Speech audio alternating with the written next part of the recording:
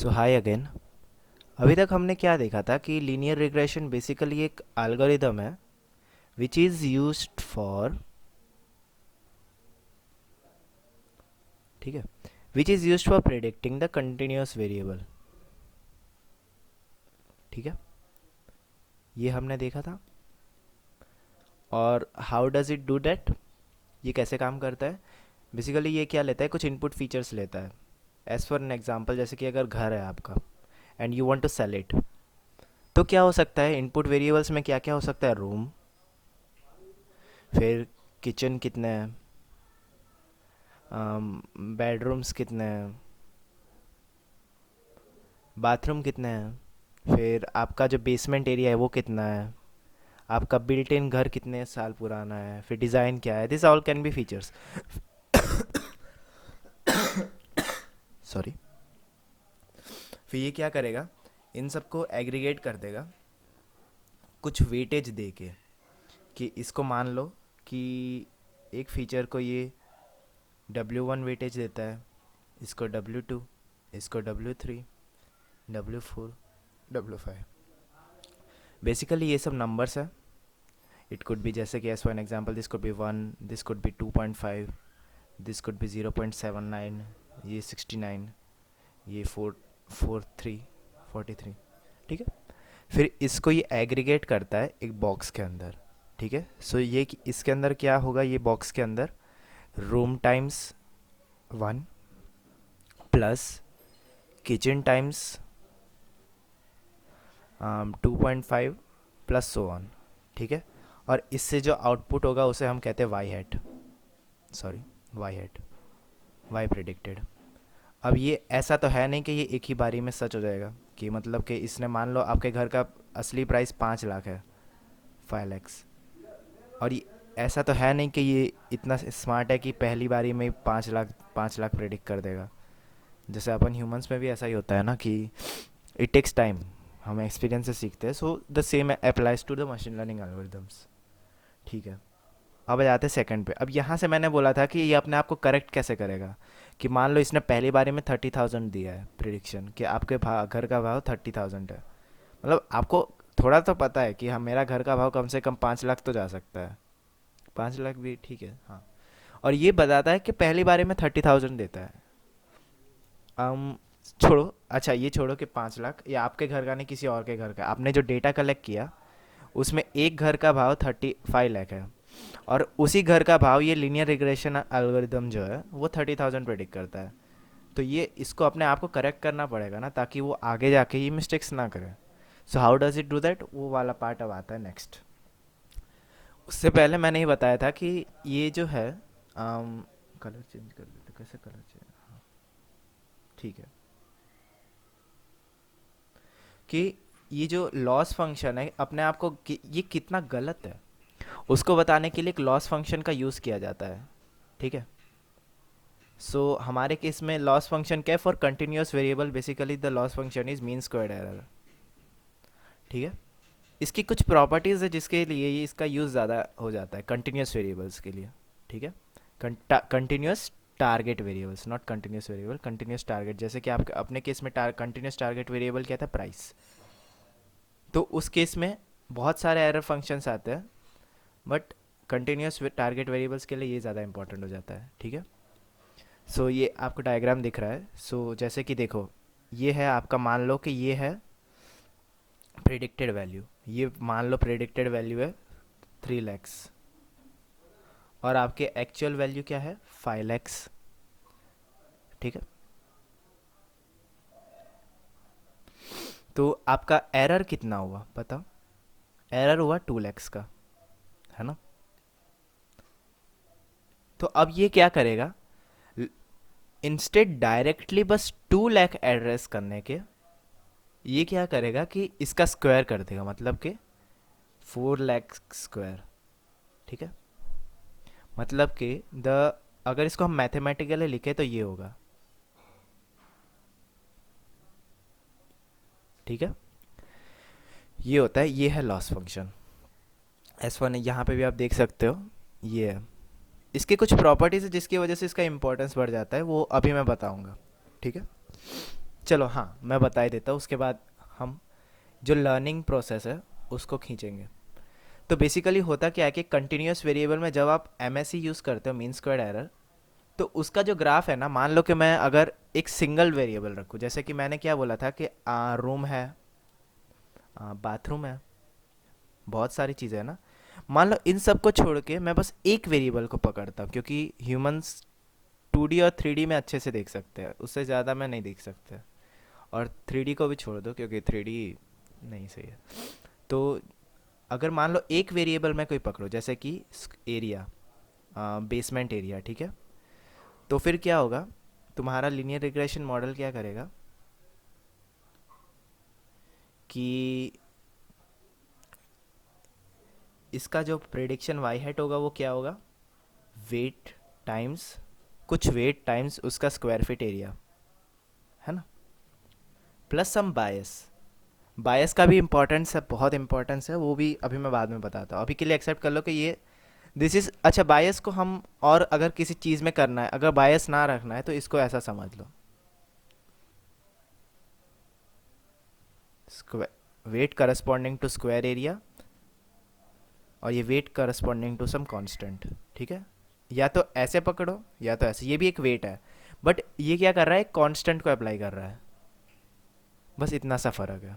इसका इंपॉर्टेंस क्या है वो भी अभी मैं बताता हूँ, बस अभी के लिए मान लो, या तो छोड़ो, इसको भी मत मानो, बस इतना ही पकड़ो, यही चीज़, ठीक है। सो ये हो गया। अब तुम्हारा स्क्वायर फंक्शन क्या, मतलब कि loss function we have defined कि वो क्या होता है, वाई हेट माइनस वाई का स्क्वायर, ठीक है। So this would be a parabola, right. अब पैराबोला है तो उसका ग्राफ ऐसा बनना चाहिए, कलर चेंज कर देता हूँ इसको, ठीक है। ये है तुम्हारा लॉस फंक्शन, लॉस फंक्शन को जे में देते हैं, और ये फंक्शन किसका होगा, डब्ल्यू का। इसको थोड़ा सा और इसको और थोड़ा सा लिख देते हैं अच्छे से, square feet times area, square feet area, minus ये वाई का स्क्वायर, ये एक कांस्टेंट होगा, ये भी एक कांस्टेंट होगा। चेंज क्या हो सकता है, ये वाला पार्ट है वो चेंज होगा, उसके हिसाब से तुम्हारा ये फंक्शन चेंज होगा, ठीक है। So the the benefit of choosing, यहाँ से दो चीज़ें समझ आएगी। एक तो हमने ये लॉस फंक्शन क्यों चूज़ किया, और ये फिर उसके बाद उसको हम आगे ले जाके उससे ये समझेंगे। सो पैराबोला बनेगा, तो पैराबोला ऐसा बन जाएगा, कुछ ऐसा, है ना। सो ये बनेगा, ठीक है। बेसिकली लॉस फंक्शन ये क्या है, एक सिंगल एग्जांपल के लिए, ith एग्जांपल के लिए, ठीक है। सो मैं जो ये जे ऑफ डब्ल्यू की बात कर रहा हूँ वो क्या है, J of W is equal to 1/n mean of squared errors,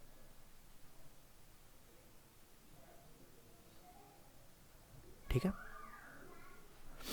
ये दिस वुड बी क्लियर। तो अब इतना पार्ट क्लियर हो गया ना, तो इसमें हमने क्या किया कि सब एग्जांपल्स को खींच लिया। अब मान लो कि सब एग्जांपल्स को खींच लिया, ठीक है, और ये एक बस एक स्केलर वैल्यू होगी, है ना, क्योंकि हम समेशन कर रहे हैं। तो अब मान लो कि तुम्हारा लॉस फंक्शन है, पहले तुमने कोई रैंडमली वेट्स चूज़ किया तो यहाँ पे आ गया, मान लो कि रैंडम मतलब कि आपने जो वेट्स चूज़ किया ये डब्ल्यू है, आपने जो इनिशियल वेट्स चूज़ किया वो ये है, ठीक है। Now what you need to do is loss function को सबसे जितना कम हो सके उतना कम करना है, मतलब कि तुमने जो गलती की है, आपने जो गलती की है दैट शुड बी मिनिमाइज्ड, यही होना चाहिए। तो मिनिमम कहाँ पे है, यहाँ पे है। So how can we reach there, मान लो कि you are in a valley, deep valley, next slide पे आ जाते हैं, ठीक है। और हाँ ये स्लाइड है, यही चीज़ है कि मान लो कि तुम जे ऑफ ओमेगा है और ये ओमेगा है। सो इनिशियली मान लो कि तुम यहाँ पे थे। Now what your target is कि अब तुम्हें वेट्स को ऐसे चूज़ करना है, वेट्स के सिवाय तो और कुछ तुम चेंज नहीं कर सकते हो। तो वेट्स को तुम्हें ऐसे चूज़ करना है ताकि तुम यहाँ से यहाँ पे आ जाओ। तो इसके लिए क्या होता है कि मान लो कि मैं इनिशियल वेट्स में से कुछ धीरे धीरे सब्ट्रैक्ट करता जाऊँ, तो यहाँ पे आएगा। इनिशियल वेट पहले यहाँ था, अब यहाँ पे आएगा, यहाँ पे आएगा, यहाँ पे आएगा, यहाँ पे आएगा, यहाँ पे आएगा। यहाँ पे आ गया तो रुक जाएगा, क्योंकि यहाँ पे क्या हो गया, कन्वर्जेंस हो गया कि इट कन्वर्ज्ड। कन्वर्ज्ड क्या मतलब क्या है कि अगर उसके आसपास में मैं देखूँ, जैसे ये डब्ल्यू ऑप्टिमम है, ठीक है, इसको मैं डब्ल्यू ऑप्टिमम बोल देता हूँ। सो इसके आसपास में अगर मैं थोड़ा सा भी चेंज करूँ तो कुछ ज़्यादा चेंज नहीं होगा, ठीक है, बहुत कम चेंज होगा। बट यहाँ पे वो कन्वर्ज नहीं हो रहा है, क्योंकि यहाँ पे मैं थोड़ा सा भी अगर चेंज करता हूँ डब्ल्यू में, तो यहाँ पे देखो ये वैल्यू चेंज बहुत ज़्यादा चेंज हो जा रही है। बट यहाँ पे ऐसा नहीं, अगर मैं थोड़ा सा भी चेंज करूँ तो ये इतना नहीं चेंज हो रहा है, थोड़ा सा ही चेंज हो रहा है। So this is the meaning of convergence. ये मैथमेटिकल डेफिनेशन है कन्वर्जेंस का। अब क्या होता है कि अब ये समझ, ये आइडिया आ गया, इसको पॉइंट्स में लिख देते हैं हम ताकि फिर और आगे जाके इसको समराइज कर सके।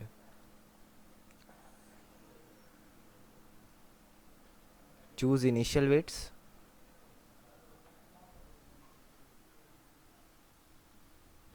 फिर उसके बाद go go in the direction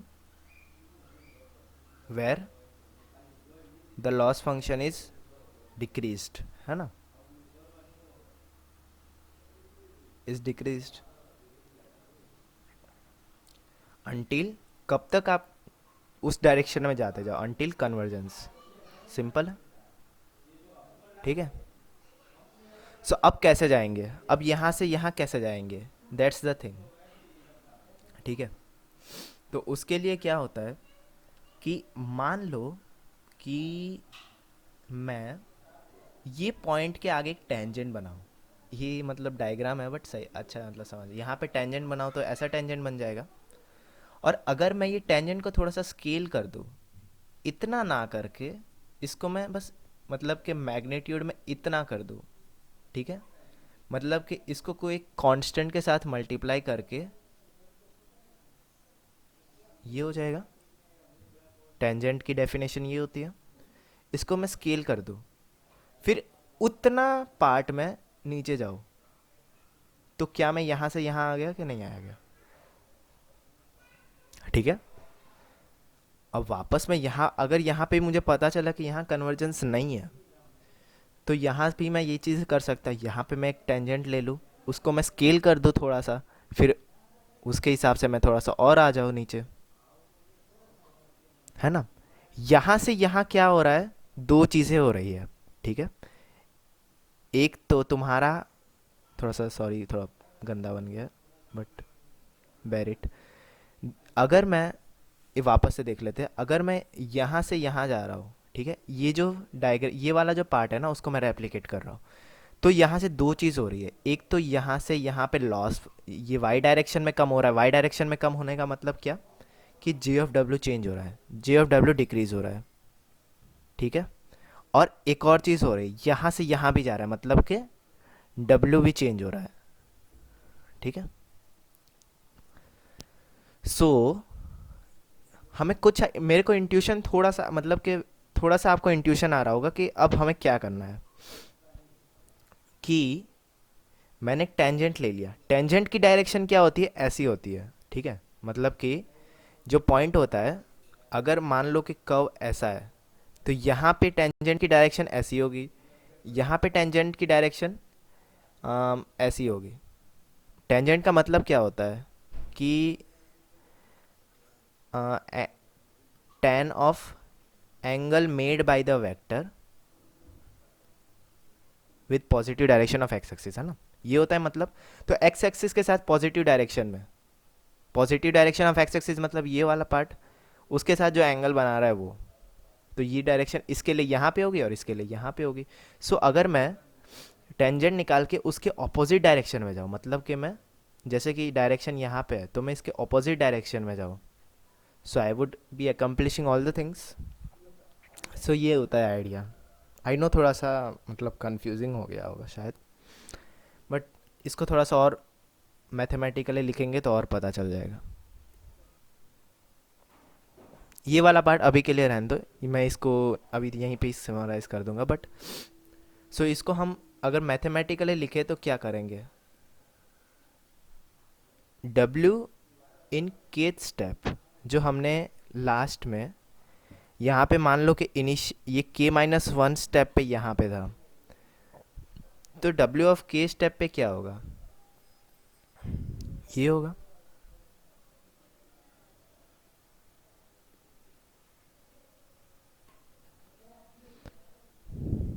क्या ये क्लियर है? ये माइनस कैसे आया, you can see it as like this.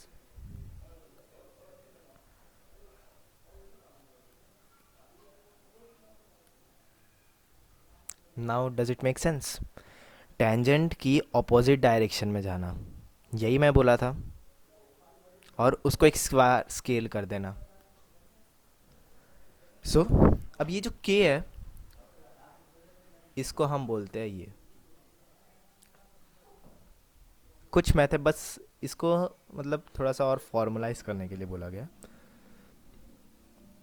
सो इतना पार्ट क्लियर हो गया है, इसको एक बार अच्छे से समराइज कर लेते हैं कि इसको क्या बोला कि जैसे कि आपके पास एक समझो आप आपके पास एक बॉल है, ठीक है, और आप मान लो इस बॉल मैंने आपको छोटा कर दिया डोरेमोन की लाइट से, और आपको मैंने यहाँ पे डाल दिया। अब आपको मैंने बोला है कि अगर तुम सबसे नीचे चले गए, ठीक है, तो तुम जीत जाओगे। तो तुम क्या करोगे, तुम अपने चारों तरफ नज़र घुमाओगे, और जहाँ पे तुम्हें सबसे स्टीपेस्ट पाथ मिलेगा, स्टीपेस्ट मतलब क्या, कि सबसे स्लोपीएस्ट पाथ, ये स्टीपेस्ट नहीं ये स्टीपेस्ट है, तो वहाँ पे तुम धीरे धीरे जाओगे। अगर एक साथ जाओगे तो गिर जाओगे ना, बहुत हो सकता है कि तुम गिर के फिर ऐसे हो जाए कि इतना फास्ट गिर जाओ कि ऊपर चले जाओगे तुम, तो इसका कोई मतलब नहीं, तो धीरे धीरे तुम जाओगे, ठीक है। तो ये सेम चीज़ यहाँ हो रही है कि तुमने इनिशियली तुम्हें W इनिशियल पे यहाँ मिल गया, अब तुम्हें जाना यहाँ पे है, तो फिर क्या करो, टेंजेंट की डायरेक्शन पकड़ो, उसके ऑपोजिट डायरेक्शन में जाओ और उसके मैग्नीट्यूड को स्केल कर दो थोड़ा सा, ऐसे स्मॉल स्मॉल स्टेप्स चले जाओ और यहाँ पे पहुँच जाओगे। तो यहाँ पे हाइपर पैरामीटर होता है, एक नाम आता है यहाँ पे, एक न्यू टर्म है हाइपर पैरामीटर।